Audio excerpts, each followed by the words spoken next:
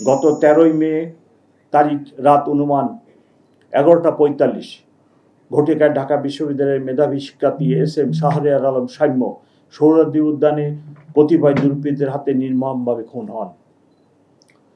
ঘটনার সংক্ষিপ্ত সংবাদ প্রাপ্তির পরপরই ডিসি রমনা সহ শাহবাগ থানার পুলিশ ঘটনাস্থল পরিদর্শন করেন। ঢাকা বিশ্ববিদ্যালয়ের প্রক্টর মহোদয়ের নিকট থেকে ঘটনাটির সংবাদ প্রাপ্তির সাথে সাথেই আমি সংশ্লিষ্ট সকল পুলিশ কর্মকর্তাদের ঘটনাটি সর্বোচ্চ গুরুত্বের সাথে তদন্তের নির্দেশ প্রদান করি। আপনারা অবগত আছেন, চাঞ্চল্যকর এই হত্যাকাণ্ডের ঘটনায় শাহবাগ থানায় একটি হত্যা মামলা রুজু হয় এবং ঘটনার রাতেই পুলিশ ঘটনার সাথে সংশ্লিষ্ট 3 জনকে রাজধানীর বিভিন্ন জায়গা থেকে আহত অবস্থায় গ্রেপ্তার করে।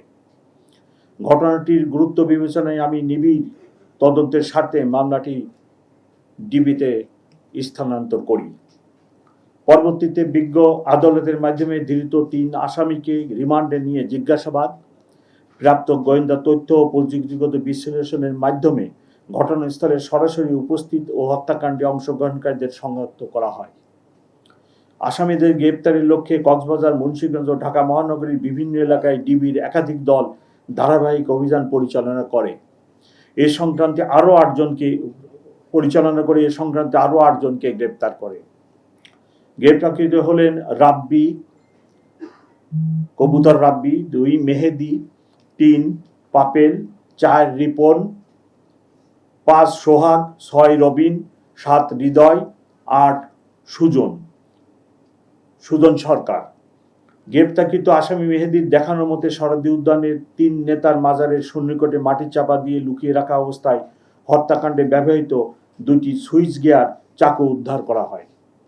গ্রেপ্তারকৃত আসামিদের মধ্যে এখন পর্যন্ত 2 জন ফৌজদারি কার্যবিধি 164 ধারা অনুযায়ী বিজ্ঞ আদালতে স্বীকারোক্তিমূলক জবানবন্দি প্রদান করে। এই ঘৃণিত হত্যাকাণ্ডে জড়িত আসামিদের দৃষ্টান্তমূলক শাস্তির লক্ষ্যে মামলাটির সুষ্ঠু তদন্ত নিশ্চিত করা হচ্ছে। সম্ভাব্য দ্রুত সময়ের মধ্যে মামলাটির তদন্ত প্রতিবেদন বিজ্ঞ আদালতে দাখিল করা হবে এবং আমাদের পক্ষ থেকে দ্রুত গতিতে এই বিচার কার্য সম্পন্ন করার জন্য সকল উদ্যোগ আমরা গ্রহণ করব।